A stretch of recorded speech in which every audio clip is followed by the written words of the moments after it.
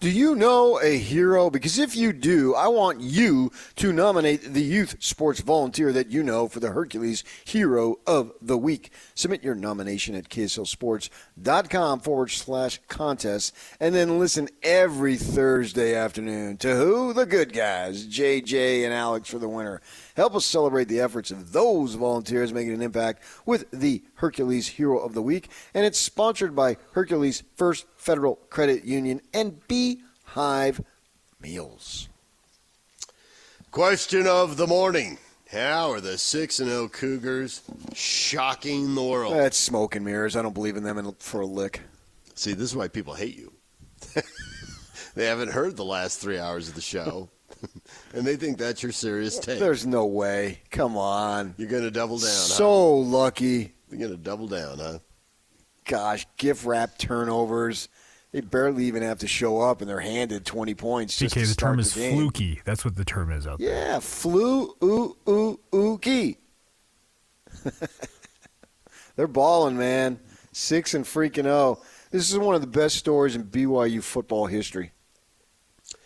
Out of nowhere. Picked down in the bottom third of the league. And Is this the best surprise since Lavelle Edwards first started getting it going?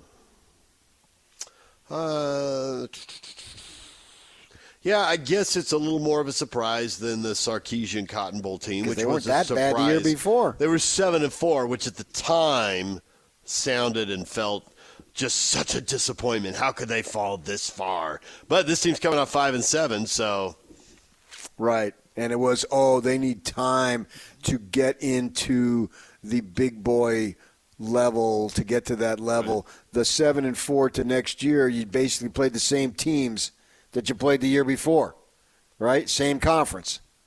Here, it was a big difference. You needed time to develop your program, blah, blah, blah, blah, blah. And now look at them, the most underrated team in all of college football today, 6-0. What are they, 3-0 in league?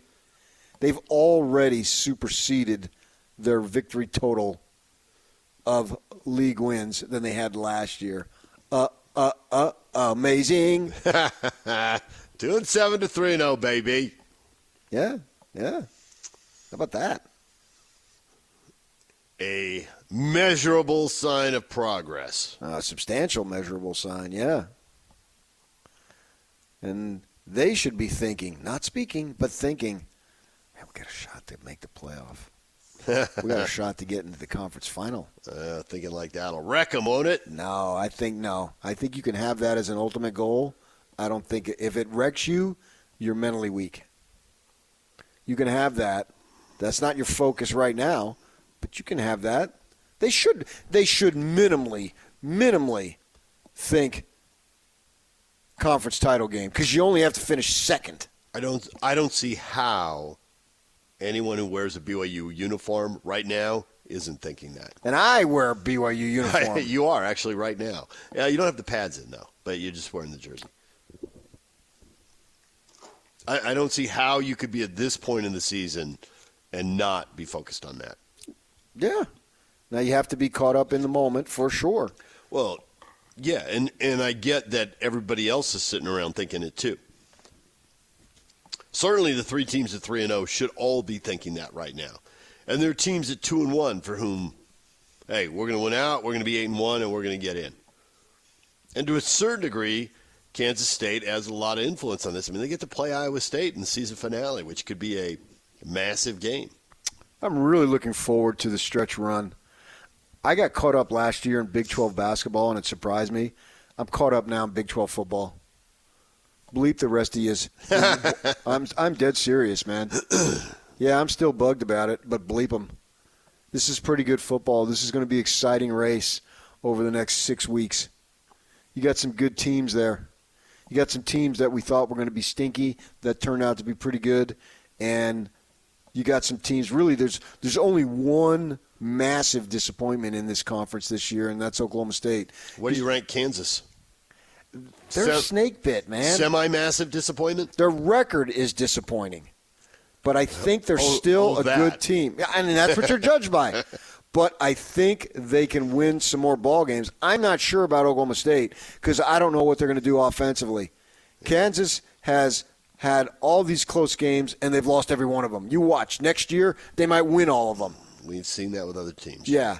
So I get your point, and if you want to go Kansas' disappointment, I can't disagree because ultimately their record is disappointing. But the complexion of the games has been different, whereas Oklahoma State has sucked. I can't believe Oklahoma State's 3-0 in conference.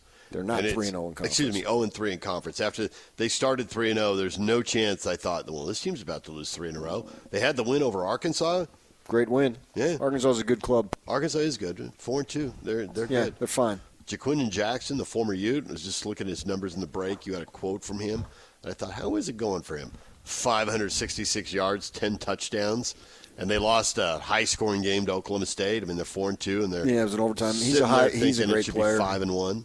I remember Ludwig told me down at the Rose Bowl at the hotel. Kid's an NFL back. So you look at this conference race. Iowa State's a good ball club. There's no doubt about it. They very well could be the best. Kansas State is a very good ball club. Absolutely. That was an impressive win Saturday night. No doubt about it. Colorado minimally is a tough out. Texas Tech, are they K-State? Texas had a really Tech, bad week. I mean, they went to Washington State and got drilled, So be 37-16. It's like K-State went to BYU and got drilled, but they've won everything else. And Texas Tech has done what the Utes haven't been able to do. They beat both Arizona schools. Steve Young got yanked the year he won the Super Bowl. Got yanked in a game. They were getting killed. So bad weeks happen. Things happen. So Yes. Him screaming at George Seifert on the sidelines. You're judged by your entirety. And those teams that we just mentioned, they're really good. If Kansas State is playing in Arlington, am I surprised? No, not at all. Not at all. Iowa State, excellent team. K-State's got to be thinking Texas Tech's defense will betray them at some point, and K-State can beat Iowa State, so boom, they can take care of business. The thing about Texas Tech is their schedule is very favorable. They have the most favorable schedule going down the stretch. They have to go to Iowa State. That looms large. And they can throw the ball, and they got a very good running back. But they beat Abilene Christian 52-51. They beat Cincinnati 44-41, and they gave up 37 at Wazoo. So that defense can be had. Mm-hmm. For sure. Yeah. They're not. If they were great on defense, they'd be BYU. Ha-ha! Way to bring it full circle. So I'm really looking forward to between now and Thanksgiving weekend. Absolutely, I am. And the weather's going to turn cold. Oh, man. I'm going to go home and melt my mouthpiece to form to my teeth, and I'm just going to start wearing it. I'm ready for football. Figure walking around town with a mouthpiece. Jeez, yeah. You have to put it in the boiling water, then you put it in your mouth, and away you go. That's what I did when I played freshman football. Soften that plastic. Yeah, and then there's going to be some great games. There's going to be some things where I didn't see that, I didn't see this. And it's already happened, and we've only played 3. There's been some outstanding games. Crazy upsets, field storming. How do you not love that?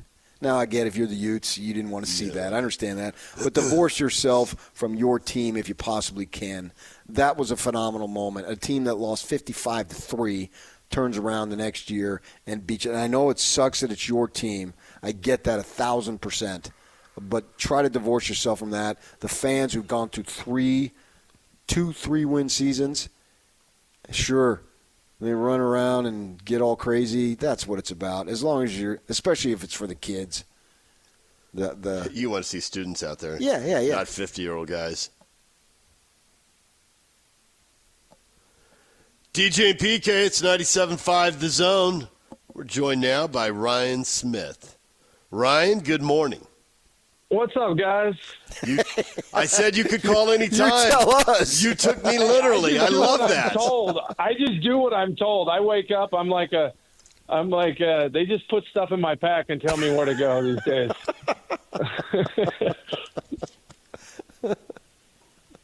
But you guys doing all right? What a weekend. Yes, we were in St. George. We were at the golf tournament all weekend. And but we were keeping up with the football at the same time. I mean, because you've been around the golf course, you're familiar with the Oasis with the 3 TVs? Yeah, oh yeah, for sure. The BYU game was on in the media center, and it was on at Oasis, so we were able to track it. Yeah, the course looked great. I mean, the pictures were epic. Yeah. I think the viewing and the fan stuff. Look, it takes a couple of years to build that out. Right.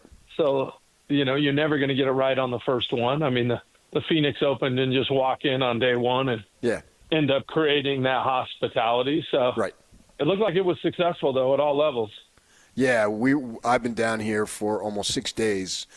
Still down here. We'll go home today.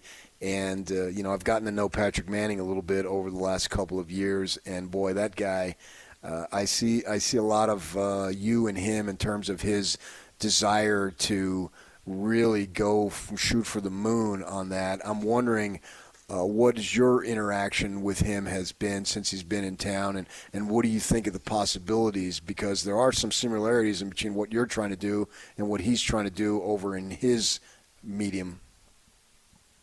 Well, yeah, Southern Utah is kind of this spot that, could definitely use a little bit of activation. It's got it in pieces, but this was definitely a moment for Southern Utah. I haven't had a chance to play Black Desert yet. I've been down there. I've been through it. But my dad's been down there a bunch, and a lot of people I know have, and they love it. They absolutely love it. So they've been a great sponsor of the Jazz and activating, obviously, up here.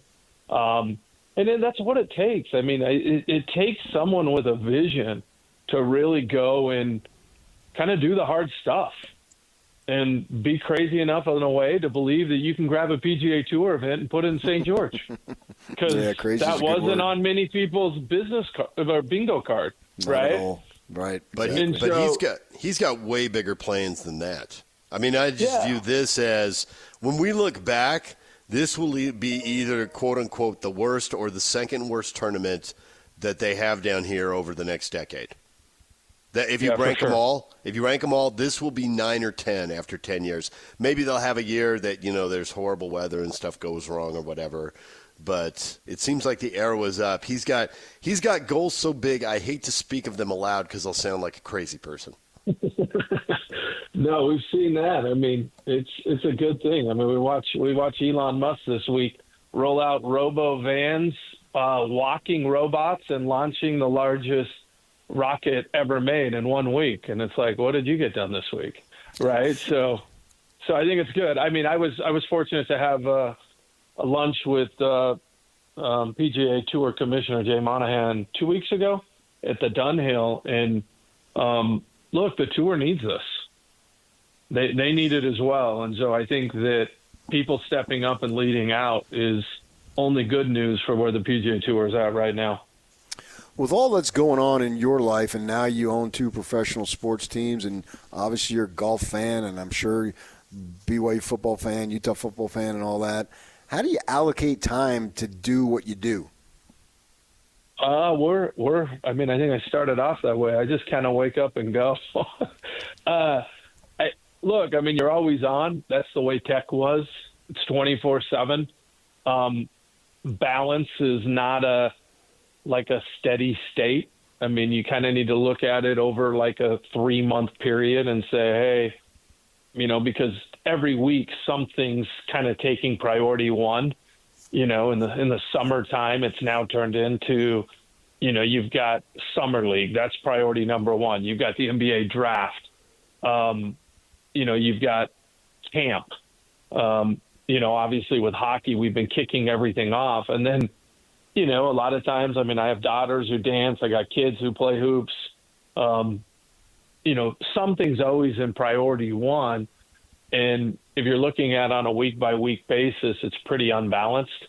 If you're looking at over a 3-month period, you've got to make sure that every part of your life kind of gets up there. With hockey coming on board, I mean, I'll be honest, it was crazy Saturday sitting here watching the Jazz game on television with us playing in Madison Square Garden on my iPad. And we're in overtime here, and Keller nets a goal in overtime to win it, and then the Jazz are coming down the stretch.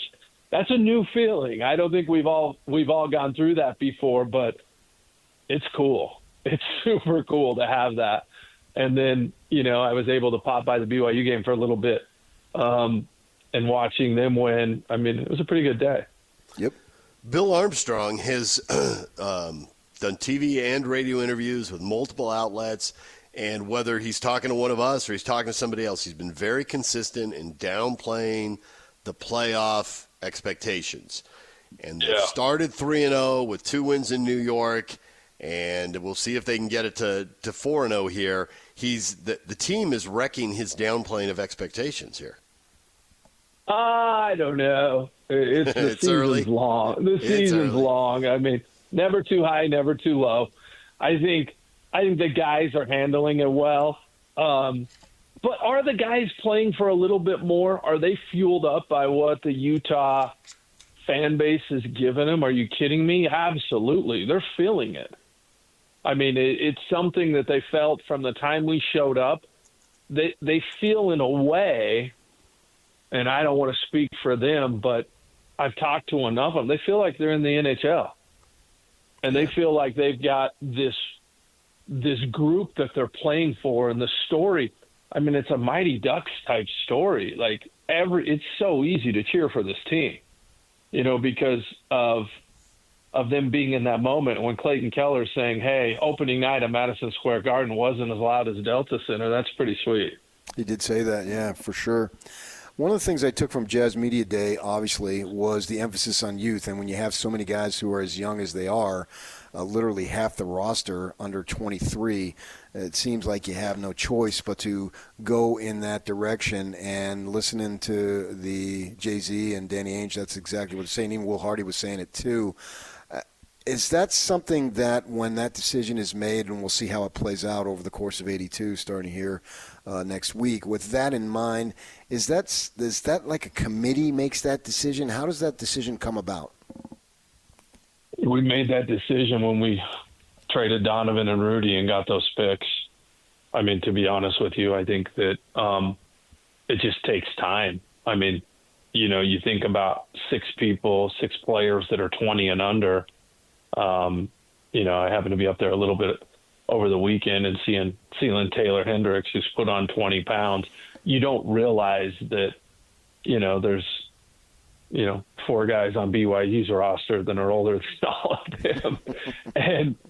and then you also, I think we short like the jump that comes up. We're watching Walker and how Walker's played already, and you're saying, okay, is this, we're hoping that the work that he's putting in, this becomes the new with rebounding and everything else. And then, you saw Cody shoot it a little bit over the weekend, and Keontae taking a step, and Taylor and Bryce. And I mean, no one's talking about the development of Johnny Juzang, but I mean, that's a phenomenal story. And so, it's something that we have been talking about, but it's also the reality of the NBA. We have to develop our guys, and we've got to grow our talent. We just have to. I mean, I think if you look at what free agency looked like this year, it was pretty underwhelming across the board, even with teams with cap space. Like, it's just the way the contracts work. And I'll give you an example. I mean, we signed Dylan Gunther. That was the first item of business. We signed Dylan Gunther he'll be with us the next 9 years as a 21-year-old. Those are the old John and Carl days. Like, yeah. We're 4 years max in the NBA. And so, and then the way the contracts are is people are definitely loading up and holding on. And so I think we feel like this will be and is a competitive advantage. And then I think if you look out, there's 3 more draft picks coming in, hopefully this year, and then a couple swaps next year, and 4 more first-round picks in 27. And I think we're in a really, really good spot with our youth and the ages and the time. And I know the rest of the NBA believes that. They truly do. And, I think it's Will and Danny and Jay-Z's job to go figure out how to put this puzzle together. And really put all of these young guys in a position and a spot on the floor to succeed. And work with them, because there's going to be nights where we're all sitting there going, holy cow, this is so much fun, and nights where it's like, all right, we're young. That's part of it. I don't get to interview the governor very often, but Spencer Cox was at the golf tournament, and I did get to talk to him about sports for a few minutes. And I asked him a question, and he took it and ran with it. In the middle of his answer, he said he read a story in Golf Digest that I hadn't seen. And he read that it was Utah's having a sports moment. And the interview was about the impact that the economic impact of sports on tourism and on the state of Utah. And he says they're having a sports moment, or Utah's having a sports moment. It pointed out the Olympics. It pointed out the NHL's debut with the Utah Hockey Club. It pointed out the PGA Tour stop. And then the governor said, and baseball is coming. And I said, is that a statement of fact or is that a probability? And he kind of laughed a little bit, and he said, it's a probability, but it's as high a probability as it can be without a statement of fact. He's really, really thinking baseball is coming. So I guess two-part question for you. Do you feel like baseball is coming, and do you feel like there are enough companies here that can spend enough money to support baseball, basketball, hockey, the PGA Tour, Real Salt Lake, BYU, Utah, and whatever else we don't know about that's around the corner? Yeah, so I'll take the second part first. Is like, on the companies, we're gonna find out. Like, we're gonna find out right now, with hockey and the Jazz and how that works, because those are about as symbiotic and collaborative and one ownership group to really drive it together. And, we're going to see how we do. So I think that answer is going to answer itself in short order here and over the next couple years. As far as expansion in sports, expansion's super hard because, there's enough rumors coming out on the NBA as well, and there was on NHL. The key with expansion is we just have to be ready, because, we thought we were going and getting an expansion team with NHL, and that's what we were signing up for in a 3 or 4 year option. And maybe that would come in, and then we get a phone call saying, hey, how about this option now? And so I don't think anyone knows the future specifically on how those expansion moves will work, where they will go. The key is you just have to be ready. And so I think that's what Utah's going to do. It's what we did. And we were in a position where when the commissioner called and just straight up said, can you close? Can you do this? Can you pay for this? Can you set it up? Can you find a place to play? You just got to be able to say yes. And so I would never bet against Utah. That's the one thing I would say. And so how baseball shakes out, or, when the next NHL expansion even comes along, I don't think that's been said out loud. And I definitely know that NBA has been talked about for a long time. And I think if you would have looked a while ago, you would have thought it would already be here. And, I'm not going to get into too much detail there, but the key is getting ready for expansion. So when it does come, you're at the top of the list. Ryan, we'll leave it right there. We appreciate your time and your thoughts on all these topics. Good luck with the multiple games going forward. Yeah, we got hockey this afternoon and hoops tomorrow night. So this is the new world we're in. Yep. All right, guys. All right. All right. Thank you, Ryan. Safe. We'll see you. Bye. Bye. There's Ryan Smith. Bye. Talking hockey, talking hoops. Great time. PGA Tour. I'm all for it. Baseball out there on the horizon somewhere. Absolutely. Yeah.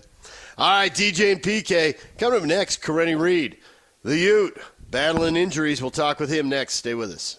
It's official. 97.5, the KSL Sports Zone is your official radio home of the Utah Hockey Club. When the puck hits the ice this fall, you'll hear every goal, every check, and every tension-filled moment right here on the Zone. Your exclusive home of the NHL and the Utah Hockey Club in Utah is right here on 97.5, the KSL Sports Zone. DJ PK and Karene Reid joins us. Karene, good morning. Hey, good morning. Good morning. Thanks for having me. Karene, is it harder to be on campus and have, or maybe even in the football facility and have people ask how you doing, when are you back? Or is it hard to come on with us and say, how you doing, how far away are you? No, it's all good. It's to be expected. So I'm doing good. I'm doing a lot better. Seeing a lot of progress, and so doing a lot better. It's definitely been a rough weekend. Has there ever been at any point for you of thinking, well, maybe just shut it down and come back next year and saving a year of eligibility? No. I obviously we have discussions with loved ones and all that, but I'm pretty. I don't want to do that. I want to see this season through. I want to be a part of this team and a part of turning the ship around, if you will. Yeah. So how hard is it to sit there and watch guys miss tackles and running backs go for touchdowns and think, maybe I could have made that tackle. Maybe I could have made that play. Maybe I could have made this play over there. Was that a little bit of torture watching that game? Man, I more so just losing hurts me than that, because I believe in the guys on the field that they can make those tackles. I have all the confidence in everyone that's playing. But, man, waking up the next morning, Saturday morning, feeling like I was waking up from a bad nightmare, and it didn't feel real. So just excited to be with the boys today and try to regroup everybody and change our mindset.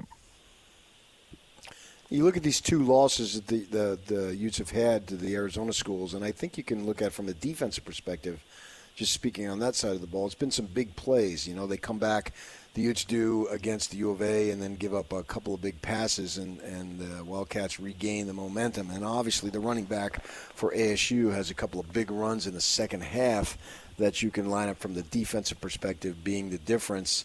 And they're both, all of those plays that I mentioned were big plays of 40-some plus yards. How do you stop committing or allowing the big play? Because right now it seems that, again, from defense, that's the thing that's doing you in. Yeah, I agree. I think whenever you play players with that level of talent, whether it be Scatterbull or T-Mac and Noah Fafita, it's more, can I limit those plays? And I don't think we've been able to do that. They're obviously going to have their highlight plays, but you got to keep them to a minimum, and we've really struggled with that. So just going back to the fundamentals, and it all starts in practice, technique, tackling, all the things that you guys saw on film is going to be our emphasis this week. And I don't want to undervalue that stuff. That stuff's all really important. The thing about the big plays that has really struck me is that when I go back to the two Utah teams that won the Pac-12 titles and went to the Rose Bowls, you know, there were moments where the stats weren't good and they gave up too many yards passing or too many yards rushing. But what they were good at doing was making the big play when it had to be made to win the game. And it wasn't all smooth sailing those years. There were some tight games. There were some big plays that had to be made, and they were made. These big plays PK talks about have come at a point in a game where an offense that is struggling has had success, has scored, and he's either put you in front or at least put you within striking distance of winning the game. And then a defense that's actually been pretty good for a big chunk of time comes out and gives up a big play, which makes me think, well, that isn't purely physical. There's a psychology to win in and making the big play in the biggest moment.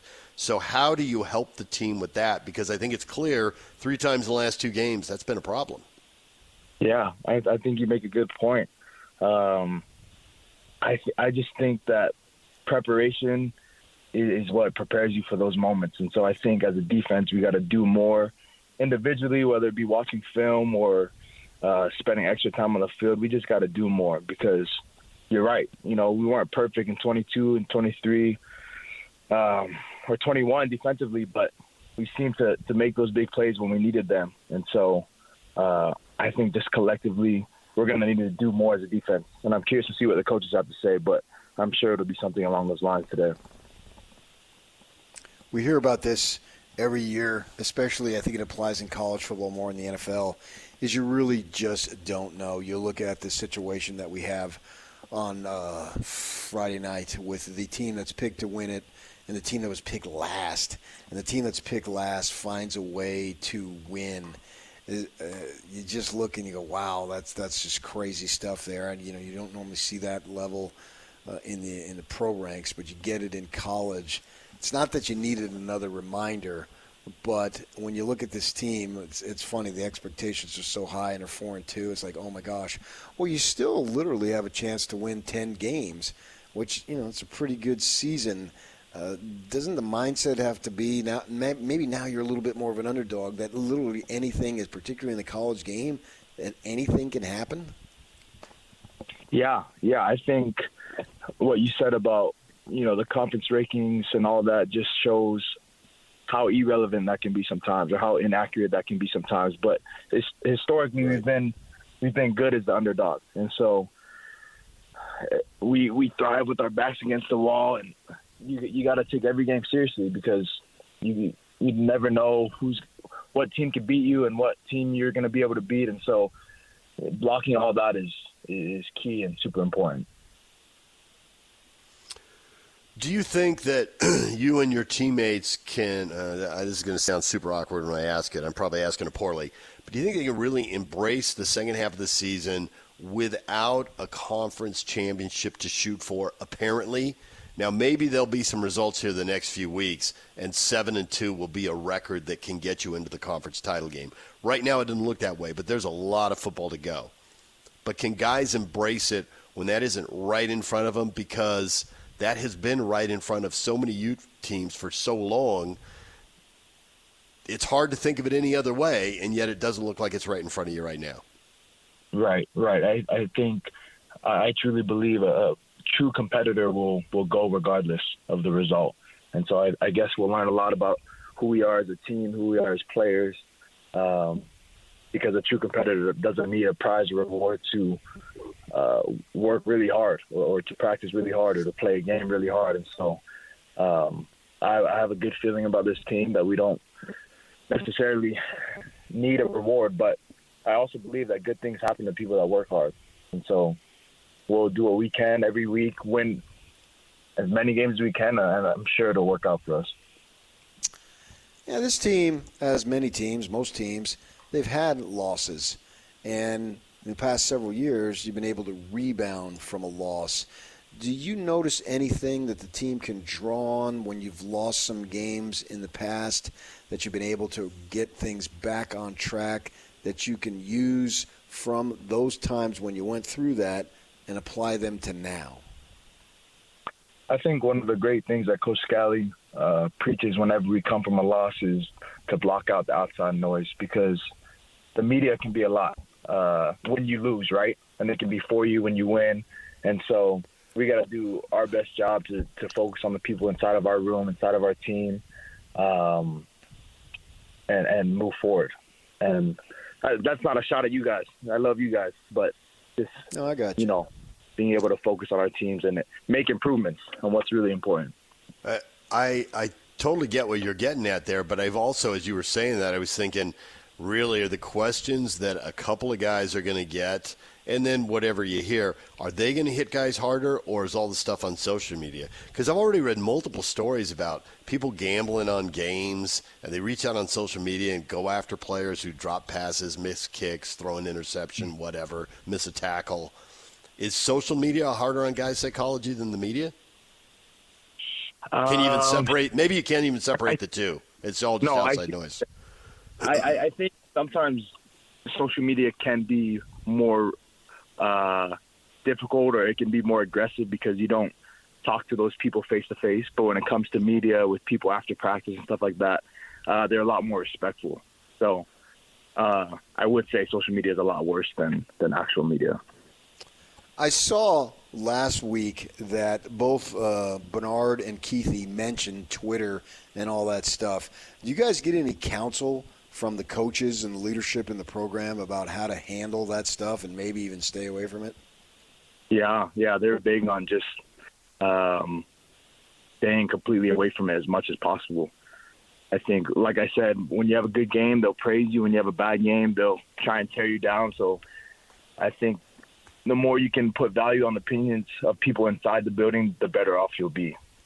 Yeah, and so much of that crap is anonymous. It's by anonymous people. You don't even know who they are. 100%. 100%. And the anonymity, when you talk about respectfulness, the anonymity usually empowers people to be disrespectful. Totally. So. Well, Karene, we appreciate the time. Hope to see you out there as you continue to improve. Good luck. Thank you, guys. Appreciate it. All right, Karene Reid, Utah linebacker, joining us here. Hopefully he'll get healthy and get out there. It's been a little bit now. DJ and PK, brought to you by Cafe Rio. Win lunch from the Zone at Cafe Rio on Taco Tuesday. Listen every Tuesday for your chance to win a $20 Cafe Rio gift card. Learn more about Taco Tuesday and the great deals available every week at CafeRio.com. Your feedback coming up next. Stay with us. Join Hans and Scotty Wednesday noon to 3, Chubby's Cafe in Orem, 1087 South, 750 East. Come taste for yourself what sets Chubby's apart from the rest. Cougar Preview Show Wednesday. You preview shows Thursday with Hans and Scotty right here on the Zone. Okay, PK, it is time for feedback from the people. Okay. Let's go! Salty St. Mike. I can't necessarily blame the quarterback, although he played poorly, but the defense. OMG! What's up with the D we've become accustomed to seeing? Oh, man. You wanted that earlier in the show? You got a lot to say on that topic? First of all, You got to score points to win in this game. agreed. 23 and 27 are not bad totals. I know there's mistakes in there, and those totals can be lower. Sure. But 23 and 27, if you tell a head coach before a college, not a pro, Right, before right. a college I got you. football game, Yeah. they're like, hey, we can get to 30. We can win those games. Now, everyone would prefer, and Kyle certainly would prefer to win. I mean, his favorite games were 3-0, and what was the other one? 13-10. Yeah. He told you that at that interview Well, you got he's with him sick. this summer. Yeah, he's not right. But we do see like 27-17 games and that kind of stuff. 23 and 27 give you a chance. Now, having said that, the missed tackles are bothersome. That's just not okay. And that's been a problem. But I think psychologically against the Devils, the defense got worn down. Yeah. Because the offense, it was a struggle for them to literally complete a 5-yard pass. And you keep going back out there. Right. And eventually, Right. bad things happen. And Scattabooyah just broke it. But he Right. does that every single game. His rushing totals, it's stupid to say, but they're inflated. As if it matters, Right. because he has a lot of 3-4 yard gains, and then he'll roll out a 50-yarder. Right. And so He's not the guy who gives you 7, 10, 12 play after play after play. no. And so they hold him in check, and then he But has the two big runs. If you're going to have a 50-yard touchdown run, you're going to change the game. Yeah. He had 2 of them. And I really believe in the win as a team, lose as a team type deal. And right now, the offense needs to get going too. Lex says, does BYU's record show the impact of changing an offensive line coach and a defensive coordinator? I suppose maybe it's about them having experience. And Jay Hill talked about this whole offseason, give him a second year in the system. And he's not the only coach on the staff who said that. Yeah, so That there's continuity. yeah. Now, they didn't have continuity with the O-line coach. That's a change this year. But as far as a big chunk of the roster and the defensive coordinator, we were told repeatedly that the continuity was going to be a major plus. And we asked A-Rod about it when he was on the air, and he said, yes, that was always going to be. And it's not sexy. It's not getting the number one recruit at quarterback. It's not bringing back Heisman Trophy running back. But he was sure it was going to have a positive impact, and it's pretty hard to argue with him right now. Right, and a lot of the guys on defense in the front seven, save Kelly, were there last year. It's paying off. Maybe they just needed to go through that last year. And it sucked at the time, but it's sure sweet now, halfway through. Long way to go before this thing is over. DJ and PK, We're all done. Coming up next, Jake and Ben right here on The Zone.